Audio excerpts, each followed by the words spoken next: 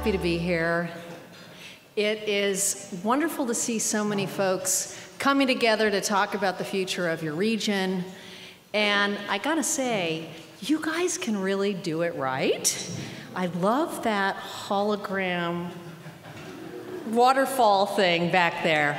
Anyway, and the fact that you're here, meeting together in downtown, the kind of place that you really want to revitalize, that's so great. It's really when you walk the talk that really things start happening differently. So as Stephanie mentioned, I have an assignment that's a little bit daunting. Secretary Sean Donovan, Secretary of Housing and Urban Development, when he came into the office in 2008, really wanted to, I guess what you could say, put the UD back in HUD. And so we talk an awful lot about how our work, for so many years has been focused exclusively on housing, and I know in this region it's particularly important. He's been here many times, visiting with your congressional delegation, meeting with folks on the foreclosure crisis, and those are really unbelievably important agendas. But the other thing that we know, and I think that part of what Stephanie really outlined, is that the way that we invest in our communities can be a make or break decision about its economic future. And President Obama has really charged all the federal agencies to be laser focused on reviving the economy.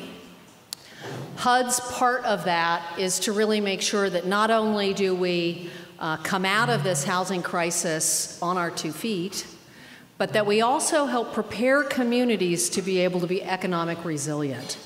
And so that's really the genesis of the Sustainable Communities program, which is we want to help you set the table for private investment in your communities, more jobs in your communities, make it possible for people to really live an attractive and affordable lifestyle.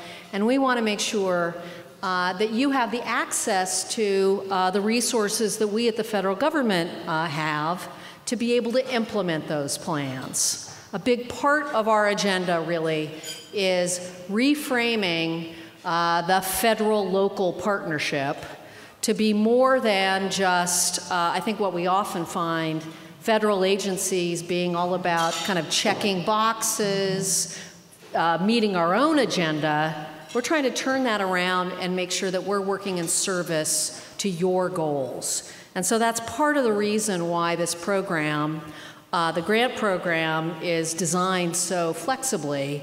It's because we actually know you know what is best for your region. You know what the challenges are. You know how to reach out to people in your communities to really find out what's important to them. And we at the federal government shouldn't be sort of bigfooting it. We ought to be stepping back and listening to you and making sure that you're able to follow through with your goals. So with that, I wanted to just quickly show a few slides that kind of get to the way that we came to this. This is a quote from Secretary Donovan, where, again, what he is trying to say is when we use that word sustainability, we're not really thinking about it in a green kind of format exclusively. It is really important that we have clean air and clean land, clean water, but we also know that the built environment is a particularly important contributor to a strong economy. And so our definition of sustainability is really actually kind of above that notion and making it focused on the quality of life and the economic strength of regions. Now, this began through kind of an unusual, very not DC approach, where the cabinet secretaries for housing, transportation, and the environment, Donovan, Secretary Ray LaHood, and Administrator Lisa Jackson, fortunately both of those guys are moving on, they came together early on when they were asked to testify before the Senate And instead of each doing their own thing, they said, why don't we join forces? Let's use our resources and our partnership to really help communities and, frankly, be more efficient in the way that we deploy resources locally. And so we came up with a set of what we call livability principles.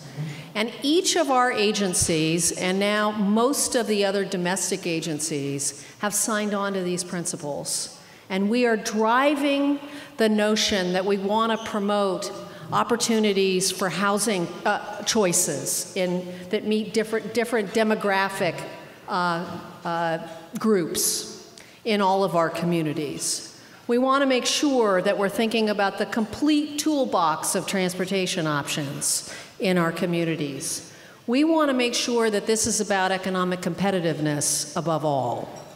We want to make sure that we're supporting existing communities and helping them to revitalize, much like what we're doing here in downtown Las Vegas. A big part of what we are focusing on at the federal level, and part of the role of these grants, is to help you coordinate, align, leverage plans and policies that might have been prepared kind of all separately, but they aren't really working together anymore. And I think one of the things that I see from my spot is that often we have the transportation folks working over here on a road or a highway project or a transit project, and HUD is over here working on a housing project. Department of Commerce is over in another area looking for economic development opportunities. And because we're not working together, we're diluting our power and our strength. And in fact, the places that really are reviving after the Great Recession are places that are taking that more integrated approach of bringing together jobs and housing, making places that are very diverse and mixed use, like a downtown Las Vegas, but also neighborhoods and suburban communities, making sure that we have real centers throughout our regions. And then this last principle, valuing communities and neighborhoods, is really an attempt to say, when we talk about these ideas, these livability principles, we're talking about every place in our community. We're talking about the downtowns. We're talking about the neighborhoods. We're talking about suburban job centers. We're talking about small towns and rural places. And in fact, as we have worked across the country, we've now tried to reach out, and we have a network of places in all of those scales. This is just a little chart that I like to show because what we've been doing, and I think will be important to the work that follows from this planning effort, is that we're trying to do our own work to make sure that we're aligning and leveraging funding. So over the last 4 years, our agencies have worked together to award about $4 billion worth of capital funding. And what that means is that when we have a competition run through the Department of Transportation, we send folks over from housing, and folks over from environment, and folks over from agriculture and the Economic Development Administration, and we forming interdisciplinary teams to look at those grant proposals. In fact, the work that was done here to apply for this program's grant funding was reviewed by about 12 federal agency staff, 12 different federal agencies, and an additional 10 national philanthropic organizations. So we're really trying to make sure that we're doing a better job of understanding when you invest in a street or a road or a housing development, that we're understanding the implications to those other areas. And so this is just a shot of just in the last year or so, the places that we've invested in. You can see this region on there. And I think that the only point I want to make with this slide is just to say, we have figured out that it is harder to get a grant from this program. There's so much demand. It's more difficult to get a grant from this program than to get into Harvard. So you guys did a great job. And you know, what it says is that you are a community that is really ready to take on some of the tough challenges. And you've built the networks, you've built the partnerships that really we see as being effective in setting a table for a strong future strong future. So I wanted to just quickly show you some of the things that some of the other grantees are doing, just to kind of put your work in context a little bit. So many of them are working on transportation issues, and I know there's a lot of transportation issues in this region. Many of them are looking at both big regional transportation planning, but also taking it down to neighborhoods and transit corridors and places where it really makes a difference to people in communities, and looking at ways in which they can make low cost and also catalytic investments in transportation. We're also seeing a slew of incredibly creative efforts around economic development. And I think that one of the most exciting parts of this work is the notion that we're really starting to see the folks who are in those economic development organizations that are in most regions, in most communities, out there charged with bringing businesses to their communities or growing new businesses, now starting to come together with the folks who are thinking about the land use and the transportation, so that we're all working in concert, and that we can focus on specific areas where we want to make sure that we're seeing new businesses and new revitalization. We're also seeing in most regions a tremendous partnership with the private sector, because one of the things that I think is just enormously clear is that we're not going to be able to do this kind of strong economy transformation without the private sector. We're going to not have enough public resources to do this all through federal resources or local resources. And so we want to make sure that we have those private sector partners in on the conversations early on, so that as we develop these plans and proposals, they're actually road tested. And then, as Stephanie mentioned earlier, we really have put a pretty high set of expectations on making sure that people in your community are involved in this process. We have Dwayne Marsh here, who's works with me in our office. He's the point of contact for this grant, and this is one of his specialties. And what we've seen across the country is just an amazing interest by people in communities to really get involved and have their voices heard. And so, you know, part of what we're learning is that there's a real urgency to this work. We need to be thinking about our economies, not just city competing against city or city against county. Actually, your region is competing against other regions in the country and across the globe. And as was said earlier, the unique elements of your region, your assets, should really drive your strategy. And that is what will distinguish you to folks who want to come and live here, people who want to invest in your community. And yet we need to be thinking beyond kind of that sort of what I think is now emerging as a more parochial understanding. We need to be working as a team to promote this region and its goals.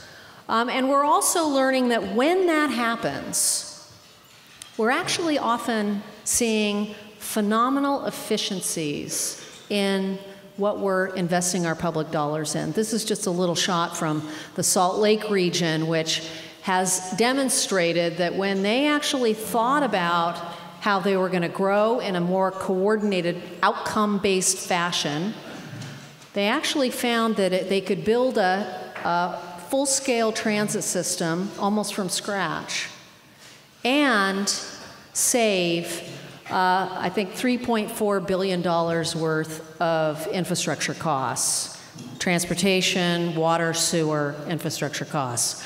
So this is in many ways a pragmatic approach. I think thinking about the stress on budgets and making sure that we really are thinking carefully about what those investments are so that we're driving performance in the future.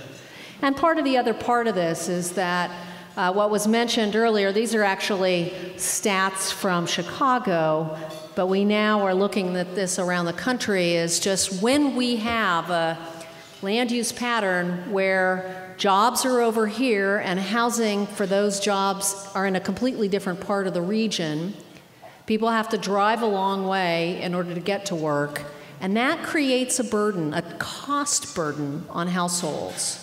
So either we need to kind of bring those two jobs and housing a little closer together, making sure that we're paying attention to the quality of life, or we need to make sure that we're really providing transportation options that are perhaps less expensive than having to own a car for virtually every trip. So one of the things that we have really learned from this work, and I think you're really exemplifying this here just by so many different types of people coming together, is that this really has to be about partnerships.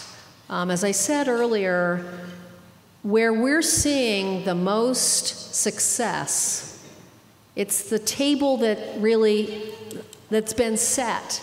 That table with local leaders, community leaders, business, philanthropy, leadership, coming together to really identify what your goals are. How do you see your region really moving forward in an economically strong way? And what are the things that you need to do to get there? And often, we're seeing different sectors taking on different responsibilities. I think in several of our regions, we're just seeing a tremendous outpouring of interest, for instance, from the network of healthcare organizations and hospitals who are now seeing that they really need to kind of reinvest in their communities for healthcare reasons. Making it possible for kids, for instance, to have exercise in local parks or access to healthy food as part of a daily routine, and bringing that set of interests into the conversation has been enormously helpful. In other places, we're seeing the entrepreneurial spirit really come alive. I was just yesterday in Kansas City, Missouri, and I was just so completely blown away by the kind of rush of new businesses that have come to the downtown. They've invested in a high fiber optic data system for the downtown area, and it's just exploded a lot of small businesses in their downtown area. So, there are many different ways to really look at these issues, but I think, again, we're here to make sure that we're, I guess, the enablers of your success. And I want to make sure that you know that one of the ways that we have framed this work is that now that you're a grantee and one of our partners, we're committed to your success. So not only do we have staff that are dedicated to this work in Washington, D.C., and also locally, we have a set of technical assistants, capacity builders that we've commissioned that you can reach out to and help answer questions and get expertise. But we've also inserted into our other program criteria. So if you go out and you want to now seek out other funds from HUD, you're going to get recognized and kind of put to the top of the queue for future funding opportunities. It's our way of making sure that we're rewarding you for doing this tough work. So we really value your time. We know how hard some of these conversations are going to be. And as we go through, this is just really the beginning of what we hope is a long-term, very prosperous relationship. Thank you very much.